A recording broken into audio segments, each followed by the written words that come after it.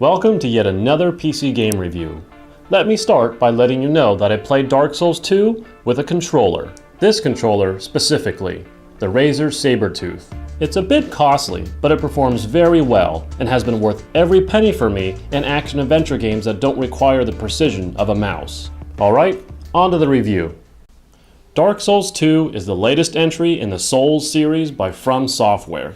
Known for its difficulty, Dark Souls 2 is their attempt to take the Souls series to the next level. It also released on PC, and being a hack and slash is best played with a controller. You will die, many times over. This is just how the game goes.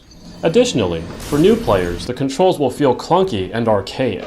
There's no denying the control scheme isn't the most nimble of configurations, and will definitely take getting used to, especially considering you have to be sprinting in order to jump. You also can't climb ledges that are just barely above your waist. Yep, Dark Souls 2 is designed just that old-fashioned. Once you are acquainted with the controls, be prepared to die, whether by cheap deaths in which you were basically set up to die unless you knew what was coming, or because you can get torn apart by enemies in as little as a single hit. Where the gameplay does shine is when you get in the groove of balancing your attacks and dodges with your stamina and your enemy's attacks. The game offers up such a wide variety of enemies and bosses that mastering the use of stamina becomes pure skill. Be prepared to poke at your enemy's health bar until it's gone. If you wanted to go combo attack crazy, be prepared to get your face planted many times over. When all is said and done, the gameplay is, unfortunately, a high majority of trial and error.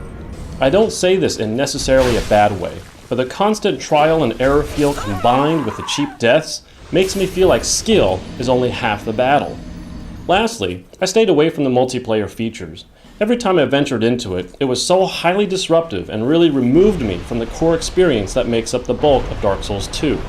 It's a novelty and will add hours of gameplay, but leave it as a post-game romp. There's a lot. That's the easiest way to put it. However, I will make note that you will use a lot of your gameplay hours replaying sections. This is, in part, due to the cheap deaths and trial and error nature of the game. Despite a good portion of your hours being used on repetition, the game still offers such a large world that there's no denying its content is intended to last you a long time. More zealous players will definitely play through the game on New Game Plus after beating it, but most people will get their fill after a single playthrough. And that single playthrough will be packed with a very long adventure full of exploration and grueling combat. The game gives you its full price in content, and there is no doubt about it. In addition, the level of depth to leveling up your character provides those zealous players many ways to play through the game multiple times. Expect to spend a lot of time on this game. This is where I have to, quite frankly, put a ding on the score. For a PC game, this is not exactly what you were expecting, especially considering the trailers and screenshots we were given prior to the game's actual release make the actual release look like mud. Additionally, the game only uses DirectX 9, which is definitely not up to the standards a modern PC gamer expects, even on a low-end machine. While Dark Souls 2 isn't all about graphics, the downgrade from the pre-release media and the use of DirectX 9 only on PC really doesn't say much to their support of PC-level standards. You get graphics options as you see here, but they're mostly smoke and mirrors since maxing them out does not result in the kind of visual appeal PC gamers will be looking for. Fortunately, the sound is just as moody as ever, and the sound of breathing monsters against your own character's admittedly too loud footsteps really makes you check your corners. Move with care, as sound can prepare you for both traps and enemies, and this makes the audio experience quite a contrast to the disappointing graphics.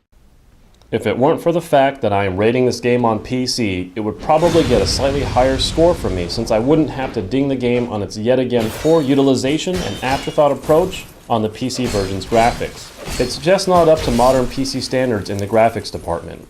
Combine this with cheap deaths and a ton of trial and error, and we're looking at a score that just can't be perfect.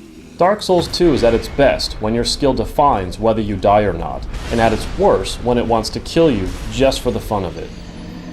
I give Dark Souls 2 an 8.5 out of 10. That's it for today. I'll see you next time on PC Game Reviews.